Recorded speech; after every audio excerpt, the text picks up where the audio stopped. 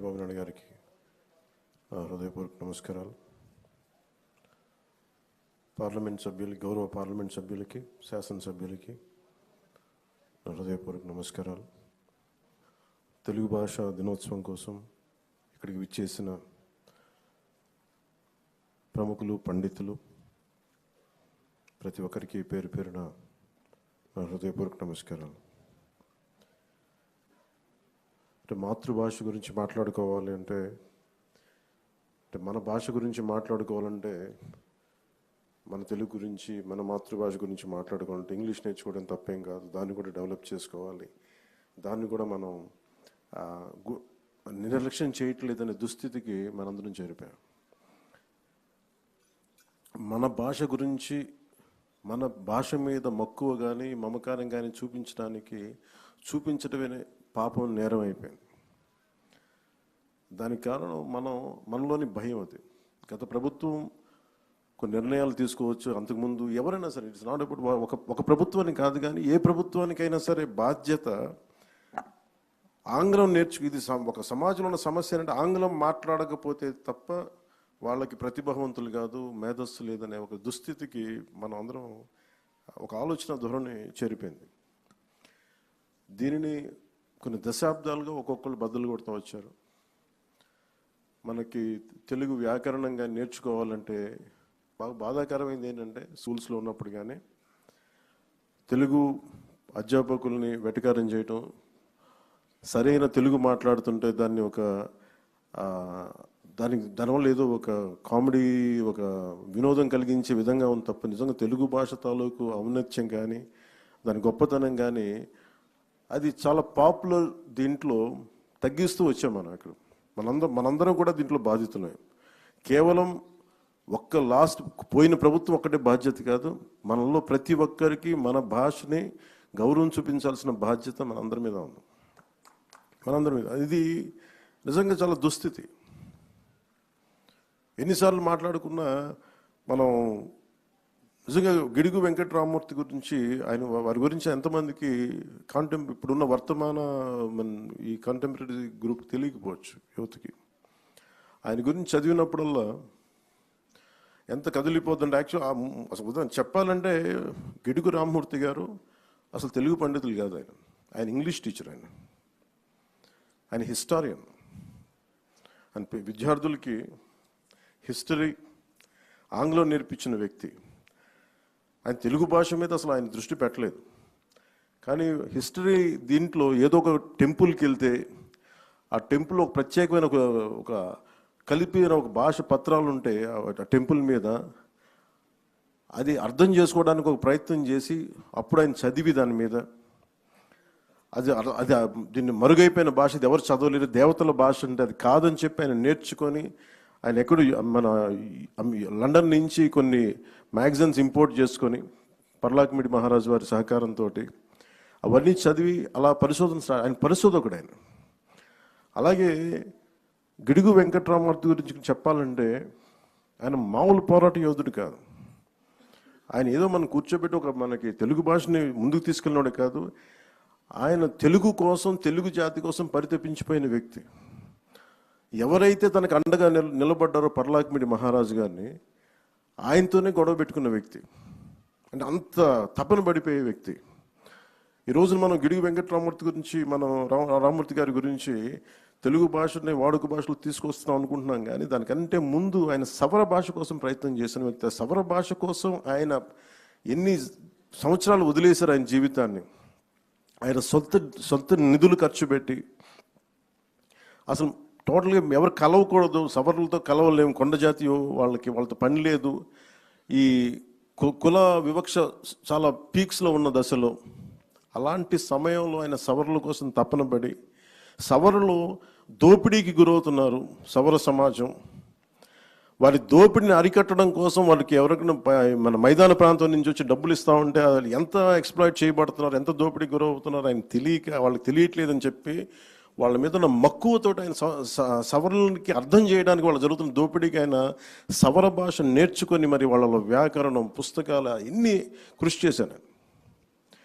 అలాంటి వ్యక్తి, అలాంటి మహాన్మాడు. అలాగే ఆయనకి ఎవరికైతే అండగా ఉన్నారో తెలుగు భాష కోసం, లేదంటే మనకి ఈ వరిసాలో కలిసిపోతుంది పర్లాకిమిడి, నేను విడిపోవాలి నేను చెప్పి మేము ఆంధ్రాలోనే ఉండాలని ఒక ప్రయత్నంతో ఆయన చేసిన ప్రయత్నం పర్లాకిమిడి మహారాజు వారి కోపానికి కారణమైంది. ఆయన స్నేహాన్ని కూడా వదులుకున్నారు. అలాగే ఆయన ఎన్ని మాటలు పడ్డారంటే దుష్ట చతుష్టయం అని చెప్పి దాంట్లో ప్రత్యేకించి మన గురజాడ అప్పారావు గారు గురజాడ అప్పారావు గారు, అలాగే శ్రీనివాస్ అయ్యంగార్ గురించి అనేవాళ్ళు అంటే సరిగ్గా రన్ని తమిళం తెలుగు మాట్లాడే శ్రీనివాస్ అయ్యంగారు, ఏట్స్ అంటే ఒక ఇంగ్లీష్ వ్యక్తి, అలాగే గురజాడ గారు, గిడుగు, వీళ్ళందరినీ దుష్ట చతుష్టయం అని చెప్పి ఎన్ని మాటలు పడ్డారు వాళ్ళందరూ కేవలం వాళ్ళు కోరుకుంది మనం మాట్లాడే భాషని మనకి ఇది అంత మామూలు వాడుక భాషని మామూలు సాహిత్యంలో రావాలని ఒక తపన. ఆ తపన కోసం ఎంత కష్టపడ్డారు, ఎంత నలిగారు అని చూస్తూ ఉంటే విచిత్రం ఏంటంటే ఆయన ఒక 40 సంవత్సరాల్లో ఆయన చెవులు వినిపించదు, ఆయన బ్రహ్మచెవుడు ఆయనకి. అది కూడా ఎందుకు జరిగింది అంటే ఆయన సవరల కోసం భాష లిపి తయారు చేయడం కోసం ఆయన ఎక్కడో అడవుల్లోకి వెళ్ళి అక్కడ కూర్చొని జబ్బు పడి మలేరియా వచ్చి అక్కడ క్వినైన్ అనే ట్యాబ్లెట్స్ తీసుకొని దానివల్ల వినికిడి శక్తి కోల్పోయి ఆయన తెలుగు భాష ఉద్యమం అంతా ఆయనకి ఈ బ్రహ్మచెవుడితోటి ఆయన చేశారు ముందుకి. అంత కష్టపడ్డ వ్యక్తి, ఆయన మీద దాడులు జరిగినాయి, ఆయన్ని అసలు నలిపేశారు అందరూ. అప్పుడున్న సనాతనవాదులందరూ వాటన్నిటిని తట్టుకొని నిలబడి ఈ రోజున మనకి వాడుక భాషను ఇచ్చిన వ్యక్తికి నివాళులు అర్పించుకోవడం మనస్ఫూర్తిగా ఆ అవకాశం మాకు ఈ విధంగా రావటం నిజంగా చాలా చాలా గర్వంగా ఉంది. ఈ గిడుగు వెంకటరామూర్తి గారి ఈ తెలుగు భాషా దినోత్సవాన తెలుగు భాషకి ముందు భాష మాట్లాడే వాళ్ళని గౌరవించాలి. తెలుగు భాష ఎలా బతుకుద్ది అంటే భాష మాట్లాడే వాళ్ళని గౌరవించాలి. ముందస్తులో ఫ్రంట్ లైన్లో ఉన్నది తెలుగు భాష అధ్యాపకులు. ముందు తెలుగు భాష అధ్యాపకులకి ముందు ప్రతి ఒక్కరూ గౌరవం తెలియజేయాలి. స్కూల్స్లో కానీ కాలేజెస్లో కానీ. ఇంకా చెప్పాలంటే మాతృభాషను బోధిస్తున్న వాళ్ళకి జీతభత్యాలు ఎక్కువ ఉండాలి, ప్రభుత్వం నుంచి కూడా ఎక్కువ సహకారం ఉండాలని మనస్ఫూర్తిగా కోరుకుంటున్నాను. అలాగే మొన్న ఒక తెలుగు పండితులు విజ్ఞప్తి చేశారు. ఇది ఈ జీవో MS 77 అని చెప్పి మొన్న రద్దు చేయండి అని చెప్పి ఒక తెలుగు పండితులు విజ్ఞప్తి చేశారు.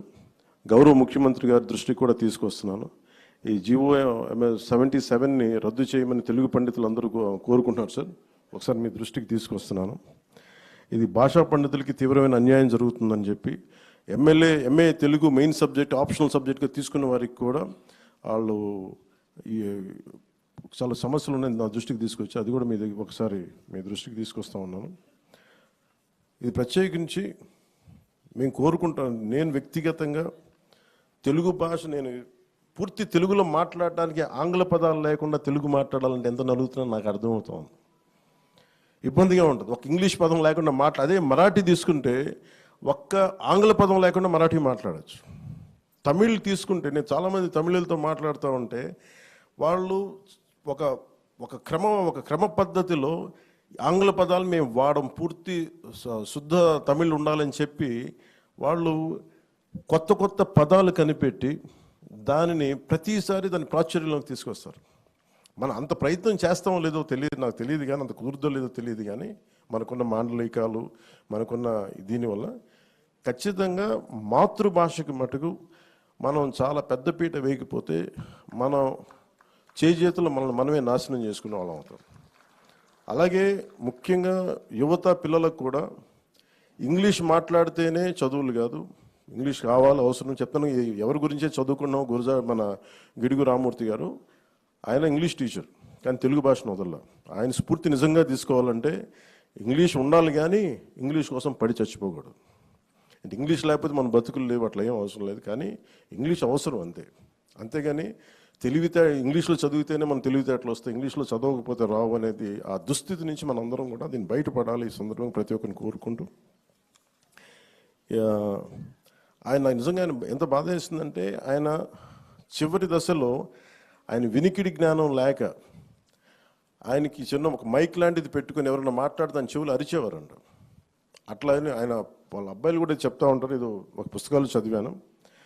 ఆయనకి తెలుగు భాషని ఆయన వాడుక భాషకు తీసుకునే ఉద్యమంలో ఆయన వినికిడి శక్తి కోల్పోవటం ఒక వరం అయిపోయిందండి. ఎందుకంటే బయట ప్రపంచం తెలియదు ఆయనకి. ఏమనుకున్న ఆయన ఆయన భావ తీవ్రతని ముందుకు తీసుకెళ్ళిపోయారు. ఆయన ఒక్కడు సింగిల్ హ్యాండెడ్గా ఈ రోజున తెలుగు భాష మనకు వచ్చింది, దొరికింది, వ్యవహారికంగా తీసుకొచ్చారంటే ఒక్కడు చేశాడు ఆయన. గురజాడ అప్పారావు గారు ఎంత మాత్రం సపోర్ట్ చేసినా, మిగతా వాళ్ళు సపోర్ట్ చేసినా, ఆయన సొంత డబ్బులతోటి, డబ్బులు లేకపోయినా ఇళ్ళమ్మి వాకిళ్ళమ్మి ఆయన పెద్ద కొడుకు సీతాపతి గారు అండగా ఉండి ఇన్ని చేసి ఆయన ముందుకు తీసుకెళ్ళి తెలుగు భాషని మనకి ఈరోజు ఈ రకంగా అందించిన గిడుగు రామ్మూర్తి గారికి వారికి నా మనస్ఫూర్తిగా నా పాదాభివందనాలు. నా కోరిక కూడా ఒకటి, మీ అందరికీ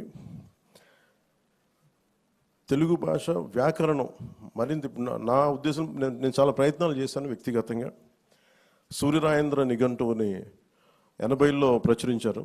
తర్వాత మళ్ళీ దాన్ని రావటం మానేసింది. పిఠాపురం మహారాజు వారు 7 సంకలనాలు ఉండే, 7 వాల్యూమ్స్. ఆ తర్వాత దాన్ని వదిలేసాం.